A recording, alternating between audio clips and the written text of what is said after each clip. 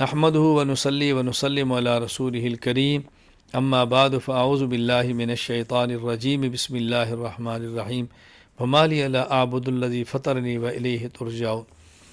حضرت حبیب نجار کی بات کا ذکر چل رہا ہے کہ انہوں نے قوم کو سمجھایا کہ تمہیں باز آنا چاہیے، تم نبی کی تکذیب نہ کرو۔ خیر قوم نے ان کو شہید کر دیا، یہ جنت میں چلے گئے۔ قیل ادخل الجنہ قال یا لیت قومی یعلمون، ان کو حکم ہوا کہ تم جنت میں داخل ہو جاؤ۔ دخول جنت کا معنی چونکہ قبر جنت کا باغ ہے، جنت میں مومن کے لیے قبر میں مومن کے لیے جنت کا دروازہ کھل جاتا ہے، فیاتیہ من طیبھا وروحھا، جنت کی خوشبو ہوا وہاں پہ آتی ہے، اس لیے اس کو جنت سے تعبیر کر دیا گیا کہ تم جنت میں داخل ہو جاؤ۔ حبیب نجار نے خواہش کیا کاش میری قوم آج میرے مقام اور عزت کو دیکھتی جو مجھے اللہ نے دیا ہے، اور یہ بھی کلمہ پڑھ کے نبیوں کی تصدیق کر دیتی۔ وما انزلنا على قومه من بعده من جند من السماء وما كنا منزلین۔ اللہ تعالیٰ فرماتے ہیں کہ جب قوم کی سرکشی میں اضافہ ہوا، اللہ نے ان کی ہلاکت کا فیصلہ فرمایا، اور جب بھی اللہ کسی قوم کو ہلاک فرمانے کا فیصلہ فرمانا چاہیں تو آسمان سے فرشتے نازل کرنے کی ضرورت نہیں پڑتی، ایک ہی فرشتے نے چیخ ماری پوری بستی تباہ و برباد ہوگی۔ اللہ تعالیٰ تو فرشتوں کے محتاج بھی نہیں۔ الیوم نختم علی افواہہم وتکلمنا ایدیہم وتشہد ارجلہم بما کانوا یکسبون۔ قیامت کے دن جب حساب کتاب کا معاملہ ہوگا، کفار اس وقت اپنے شرک اور کفر کا انکار کریں گے، وما کننا مشرکین، ہم تو مشرک نہیں تھے۔ اللہ تعالیٰ اس وقت ان کے منہ پر مہرے لگا دیں گے اور ان کے ہاتھ اور ان کے پاؤں گواہیاں دیں گے جو گناہ اور جرائم ان نے کیے تھے۔ وما علمنا الشعر وما ينبغي له ان هو الا ذکر وقرآن مبین۔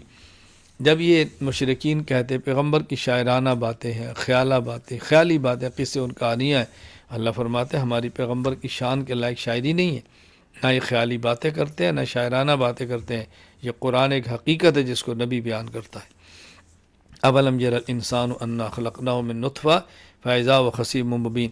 مکہ مکرمہ میں عاص بن وائل ایک مشرک تھا، اس نے بوسیدہ ہڈیاں لی اور اللہ کے نبی صلی اللہ علیہ وسلم کو کہا، اس کو ریزہ رجا کیا کہ اس کو اللہ دوبارہ اٹھائیں گے۔ اللہ فرماتے ہیں کہ اپنی خلقت کو بھول گیا ہے، تخلیق کو بھول گیا ہے۔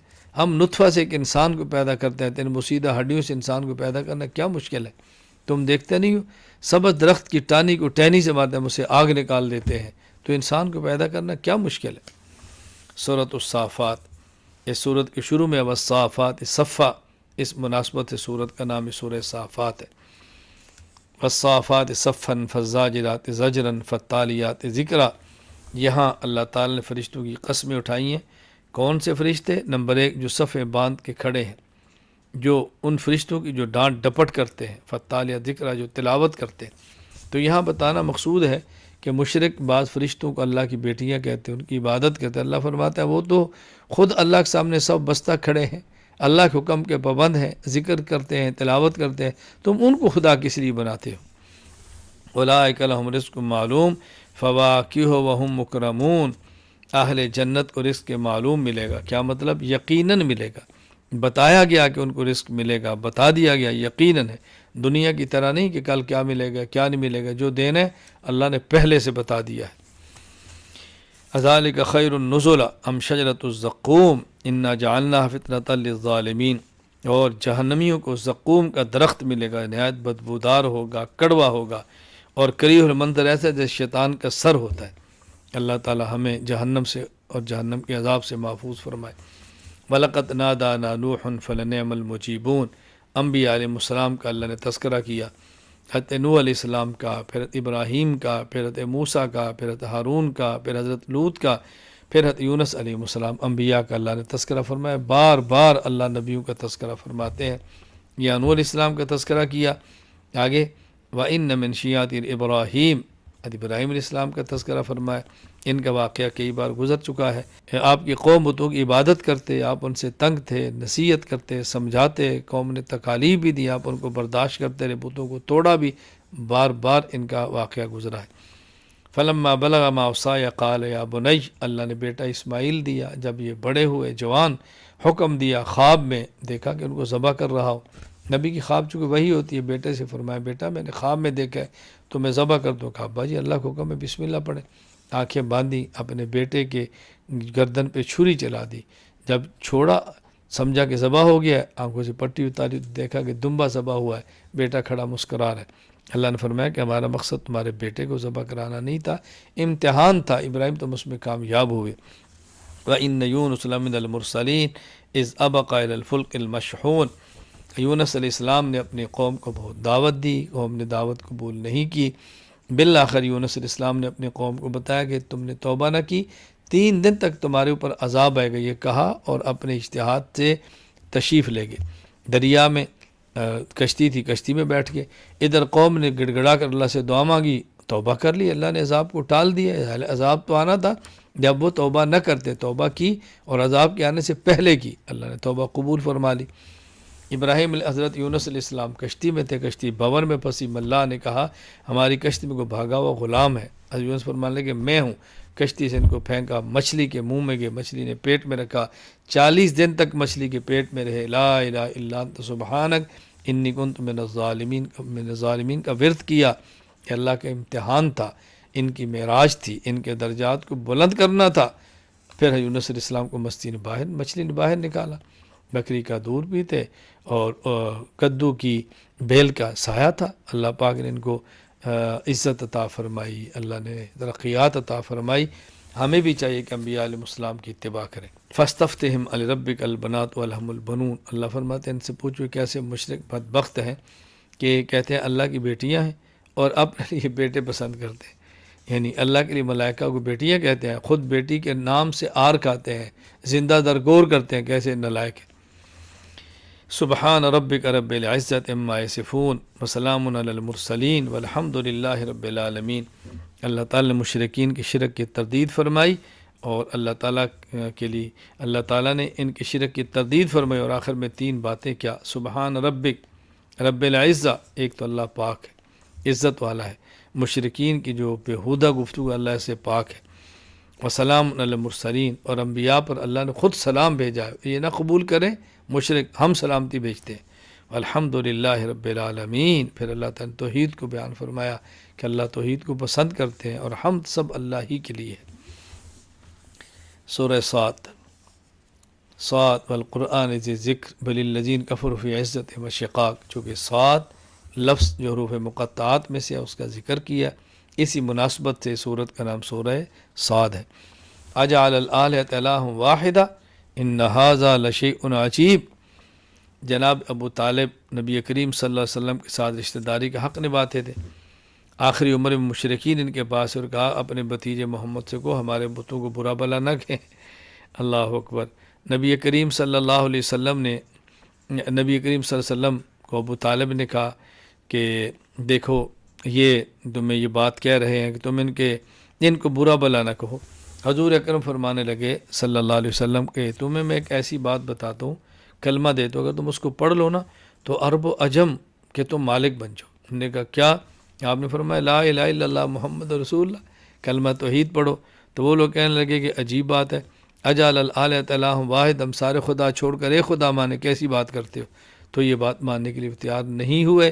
جنہوں نے مانا وہ عرب و عجم کے بادشاہ بنے، جن نے نہیں مانا وہ خسر دنیا والآخرہ ہوگی۔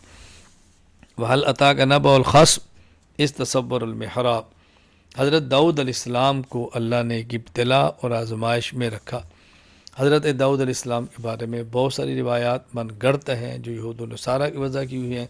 ایک روایت آپ کے بارے میں ہے کہ آپ کے دور میں اگر کوئی شخص کسی کی بیوی سے نکاح کرنا چاہتا تو اسے کہہ دیتا کہ تو اس کو طلاق دے، میں نکاح کرتا ہوں، اگر دے دیتا نکاح کرتا۔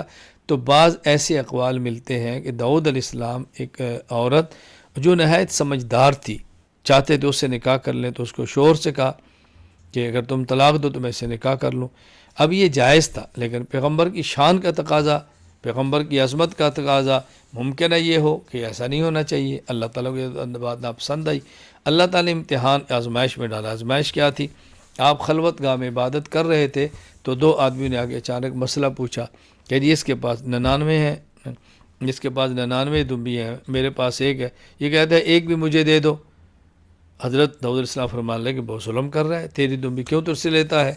پھر فوراً آپ کو خیال آیا کہ لگتا ہے اللہ نے میری آزمائش کے لیے ان کو بھیجا ہے۔ وہ کیا آزمائش تھی کچھ اور بھی ہے.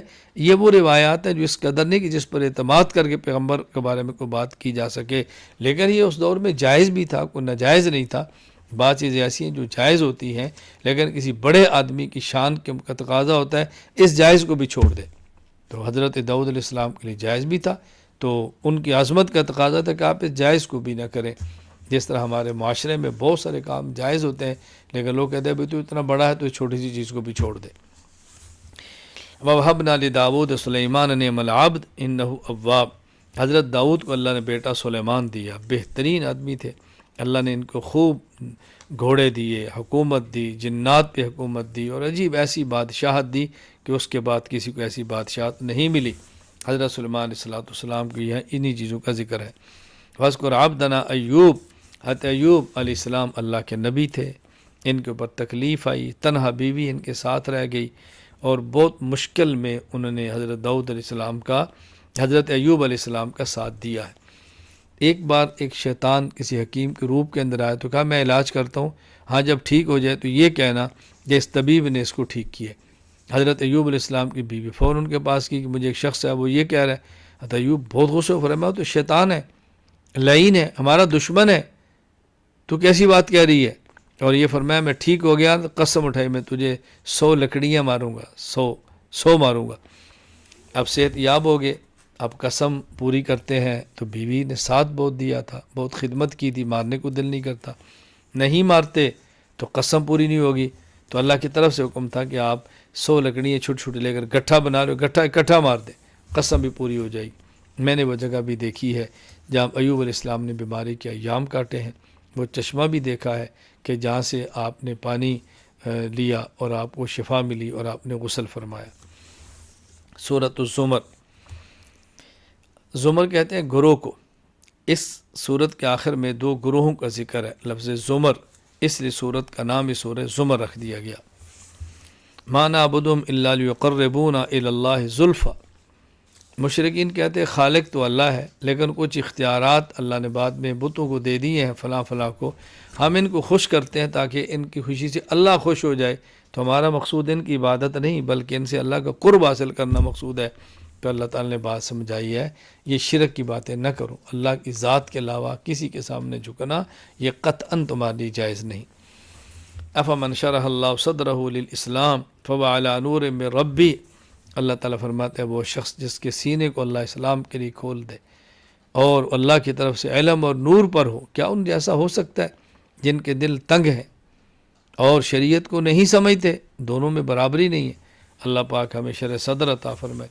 ایک حدیث پاک میں کہ شرح صدر کا کیا مطلب ہے؟ صحابہ نے پوچھا، آپ کو جواب ملا کہ اس بندے کے قلب کو اللہ وسیع فرما دیتے ہیں، احکام شریعت کو سمجھنا، اس پر عمل کرنا اس کے لیے آسان ہو جاتا ہے.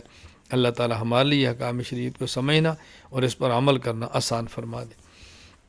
ضرب اللہ مثلا رجلا فیہ شرکاء متشاکسون ورجلا سلما لرجل هل یستویان مثلا.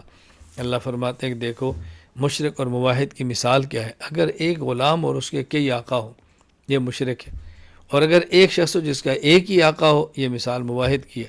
تو تم بتاؤ کہ بہتر کون ہے؟ ایک غلام جس کے کئی آقا ہوں، کبھی اس کی بندگی کبھی اس کی بندگی، کبھی اس کی اطاعت کبھی اس کی اطاعت، کبھی اس کی مانے کبھی اس کے مانے، پھنسا رہے گا، کتنا پریشانی کے اندر مبتلا ہوگا. فرمایا جس طرح مشرک کئی خداؤں کو مانتا ہے ایسے ہی ہے جیسے ایک غلام کے کئی آقا ہو، اور وہ شخص جس کا ایک آقا ہو ایسے جیسے موحد جو ایک خدا کو مانتا ہے.